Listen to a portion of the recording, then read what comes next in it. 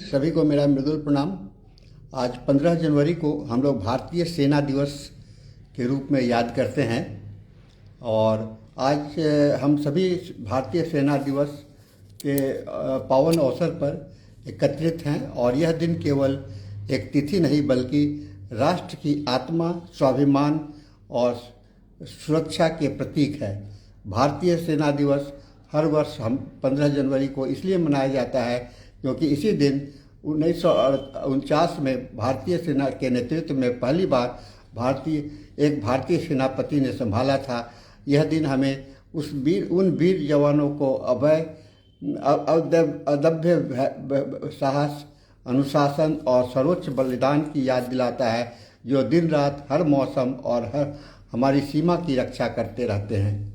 भारतीय सेना केवल हथियारों से नहीं बल्कि संकल्प, त्याग और कर्तव्य निष्ठा से राष्ट्र की रक्षा करती है।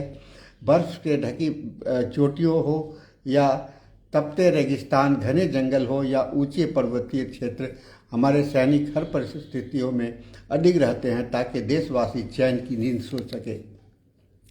और यदि हम इसे होम्योपैथिक दृष्टिकोण से देखें तो भारतीय सेना दिवस राष्ट्र के उस जीवन बल यानी कि वाइटल फोर्स के समान है जो शरीर को रोग के बजाय रखता है। जैसे शरीर में रोग जब तब उत्पन्न होता है जब जीवन शक्ति कमज़ोर पड़ जाता है, और जैसे ही राष्ट्र तब भी संकट में आता है जब उसकी सुरक्षा व्यवस्था कमज़ोर हो जाती है। भारतीय सेना उस जीवन शक्ति को सुदृढ़ बनाने के लिए है जो देश को अखंडता और समृद्धता प्रदान करता है। साथियों, ये जो हमारे सेना है, हमारे भारतीय सेना है, वह राष्ट्र के लिए इम्यूनिटी पावर के रूप में काम करते हैं, यानी कि सुरक्षा प्रदान करते हैं। होम्योपैथी हमें प्रतिरोध शक्ति, इम्यूनिटी को अत्यंत महत्वपूर्ण मानते हैं क्योंकि सैनिकों का कठोर प्रशिक्षण, अनुशासन और मानसिक दृढ़ता उनकी प्रतिरोध शक्ति का उदाहरण है, और न केवल शरीर के रूप में बल्कि मानसिक और भावनात्मक रूप में भी अत्यंत संतुलित होते हैं। यह संतुलन मन, शरीर और आत्मा के सामंजस्य है जो होम्योपैथी के सदृश्य है। हमारे सैनिक का जीवन त्याग से सेवा और कर्तव्य का जीवन पाठ है। होम्योपैथी भी हमें सिखाती है कि चिकित्सा का उद्देश्य केवल रोग को दबाना नहीं बल्कि संपूर्ण मानव की सेवा करना है। जैसे सेना के युद्ध केवल युद्ध नहीं लड़ती बल्कि आपदा, महामारी और संकट के समय में जनता के साथ कंधों से कंधा मिला करके भी खड़े रहते हैं।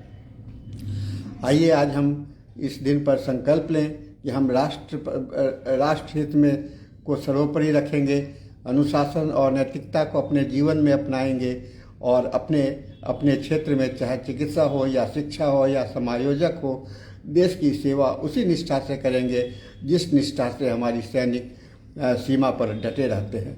अंत में मैं उन सभी वीर जवानों को नमन करता हूं जिन्होंने मातृभूमि के लिए अपना सर्वोच्च अर्पित कर दिया। उनके परिवारों को हमारा सत प्रणाम। ईश्वर उन्हें शक्ति दे, हमारे देश को सदैव सुरक्षित रखे। जय हिंद, जय भारतीय सेना। हाँ, ये भारतीय सेना जो है सो एक एडमिनिस्ट्रेशंस, एक डिसिप्लिन, एक हिम्मत, ये सारी चीज़ का एक सम्मिलित स्वरूप है। मैं इस अवसर पर आप सबों को भी संदेश देना चाहूँगा कि अपने अंदर में अनुशासन, अपने अंदर में धैर्य पैदा करने का कोशिश करें। और इस शब्दों के साथ मैं आज का यह सेशन समाप्त करता हूँ। हम लोग फिर मिलेंगे नए सेशन में नए संदेश के साथ। Thank you very much.